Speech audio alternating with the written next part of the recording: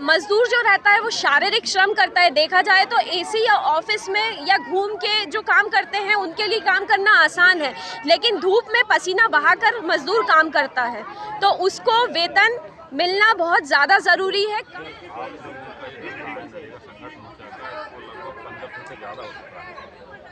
आज आप लोग संघर्ष मोर्चा को समर्थन करने आए हैं, सर तो अपना परिचय देकर बताइए। मैं महाराष्ट्र से हूँ, राष्ट्रीय सरपंच संघ प्रदेश अध्यक्ष महाराष्ट्र राज्य प्रमोद जी सांगोले। क्या मांग है सर आप?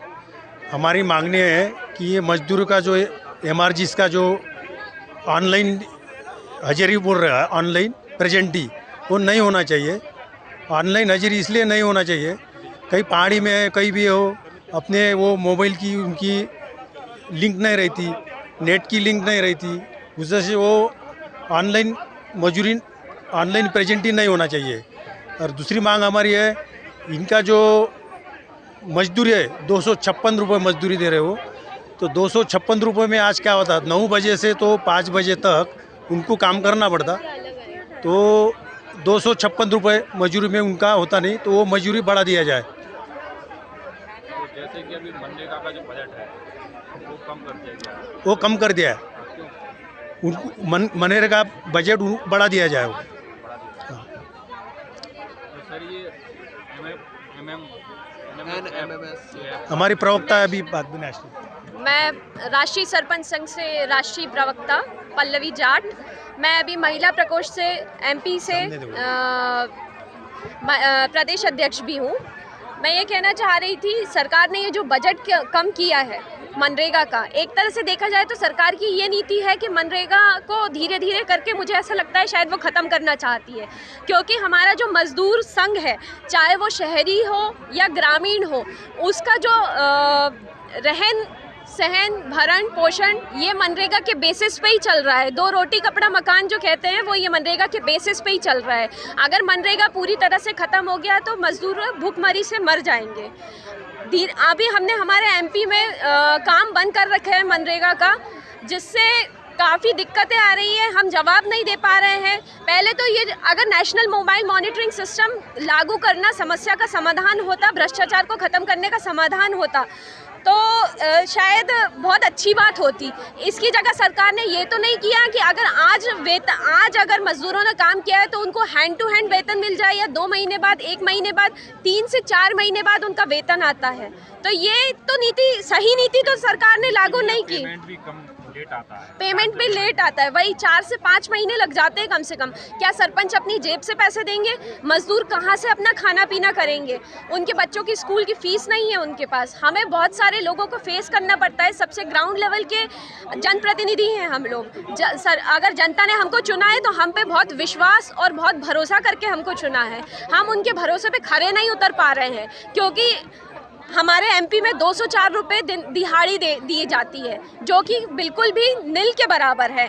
मजदूर जो रहता है वो शारीरिक श्रम करता है। देखा जाए तो एसी या ऑफिस में या घूम के जो काम करते हैं उनके लिए काम करना आसान है, लेकिन धूप में पसीना बहाकर मजदूर काम करता है, तो उसको वेतन मिलना बहुत ज़्यादा ज़रूरी है। कम से कम 400 से 500 रुपये वेतन होना चाहिए।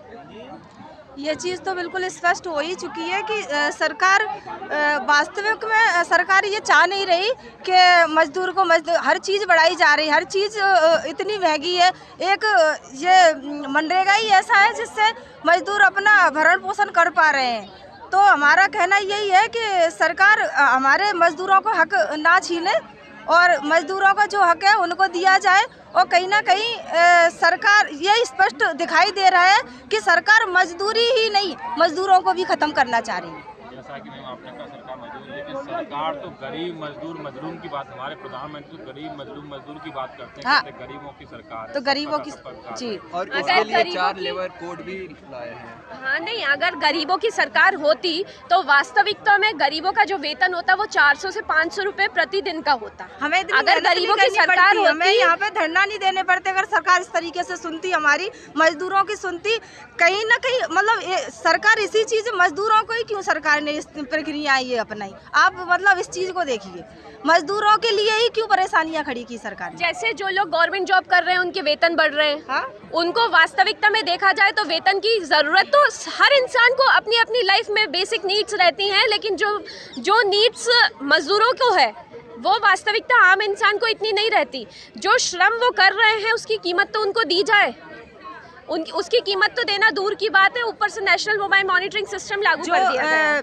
जो सरकार जिनको वेतन दे रही है, जो नौकरियां कर रहे हैं, उनको कहीं ना कहीं आप जो उच्च लेवल पे वो कर रहे हैं, उन लोगों को सरकार कपड़े धुलने के लिए पैसे, राशन, हर चीज़ दे रही है। मजदूरों को 200 रुपये में भी मतलब 400 रुपये करने में सरकार इतना क्यों सोच रही है? सरकार को ऐसा क्यों लग रहा है कि हम ये बहुत गलत कर रहे हैं? कहीं ना कहीं ये चीज़ गलत नहीं हो रही। हम लोग जो लड़ रहे हैं, जिस लड़ाई को हम लड़ रहे हैं ना, वो हम नीति की लड़ाई लड़ रहे हैं, और सरकार को हमारी आवाज़ सुननी चाहिए। आप एक बात बता दीजिए, नेशनल मोबाइल मॉनिटरिंग सिस्टम लागू करने से क्या भ्रष्टाचार पूरी तरह से खत्म हो जाएगा? जो लोग अपने अटेंडेंस उस पर नहीं लगा पा रहे हैं, जिनके गांव में बात करने के लिए नेटवर्क नहीं रहता, उनके लिए क्या नेशनल मोबाइल मॉनिटरिंग सिस्टम को फॉलो करना आसान है? अलग अलग हिस्सों के हिसाब से सरकार ने अलग अलग स्टेट का अलग अलग वेतन तो कर रखा है, लेकिन नेशनल मोबाइल मॉनिटरिंग सिस्टम को हर जगह लागू कर रखा है। ये मजदूर वर्ग के लिए तो ये बहुत गलत है ना। मजदूर तो बस इतना जानती है, फोन आना और उठाना, और इसके अलावा मजदूर कुछ नहीं जानता। गवर्नमेंट बनी हुई है, शिवराज सिंह चौहान जी की, आप मध्य प्रदेश से आई हैं जी, वो तो कहते हैं कि मामा ने सब जगह विकास किया है। देखिए विकास किया है। मैं भी एक जनप्रतिनिधि हूँ, मैं मामा की नहीं कह रही, मैं भी एक जनप्रतिनिधि हूँ। हर दिशा में विकास करना क्या आसान है, आप मुझे बताइए? जब तक हम उनको बताएंगे नहीं कि हमको भूख लगी है, वो हमको खाना कैसे खिलाएंगे? तो आपने उनको बताया कि जी बिल्कुल बताया। ये प्रॉब्लम मनरेगा सेंट्रल गवर्नमेंट की योजना है, स्टेट गवर्नमेंट की नहीं है। जब तक सेंट्रल गवर्नमेंट का उनको सपोर्ट नहीं मिलेगा, वो कैसे कोई काम कर पाएंगे? जी, तो डबल इंजन की सरकार है। डबल इंजन की सरकार है तो हम पहले प्रधानमंत्री मोदी जी को तो बताएं। ये सिर्फ एक एमपी की प्रॉब्लम नहीं है, ये राजस्थान की प्रॉब्लम है, ये जितने स्टेट्स में पंचायती राज है और उस हर स्टेट की प्रॉब्लम है। और जी अलग अलग और मजदूर तो उतनी ही मेहनत करता है ना, चाहे कोई भी स्टेट हो, कोई भी एरिया हो, मजदूर की मेहनत तो वही रहती है ना, मजदूर का काम भी वही रहता है। तगारी सारे मजदूर उठाते हैं, उनको उसके लिए वेतन स्टेट वाइज अलग अलग क्यों? मनरेगा में कुछ ऐसे संशोधन हैं जो हमारे सिर्फ प्रधानमंत्री जी कर सकते हैं। हम अलग अलग गवर्नमेंट से जाके नहीं लड़ सकते। हम एमपी, राजस्थान, यूपी की सरकार से नहीं लड़ेंगे, हम सिर्फ हमारे मोदी जी से लड़ेंगे। हमारे मोदी जी को ही ये नीतियाँ बदलनी पड़ेगी। हम भ्रष्टाचार के खिलाफ हम भी हैं, हम सरपंच हैं, इसका मतलब ये नहीं है सरपंचों के लिए पैसा खाना इतना आसान नहीं रहता। अभी एक सज्जन मुझसे बोल रहे थे सरपंचों पैसा खा जाते हैं, पंच पैसा खा जाते हैं, इसलिए नेशनल मोबाइल मॉनिटरिंग सिस्टम लागू किया गया है। पर आप बताइए कि हम पैसा खाएंगे कहाँ से? मजदूर के जॉब कार्ड बनते हैं, मजदूर के अकाउंट में पैसा आते हैं, तो क्या हमारे लिए पैसा खाना इतना आसान है?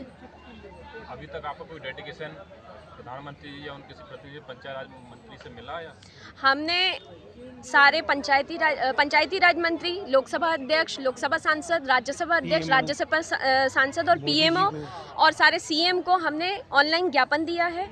अब हमारी आगे की नीति है कि हम ऑफलाइन ज्ञापन देंगे सबको, सारे विधायक को, जितने भी जनप्रतिनिधि हैं अपने अपने अलग अलग क्षेत्र में। और जब उनके ज्ञापन से हमको कोई फीडबैक नहीं मिलता है तो आगे हमारा आंदोलन का रूप लेंगे हम।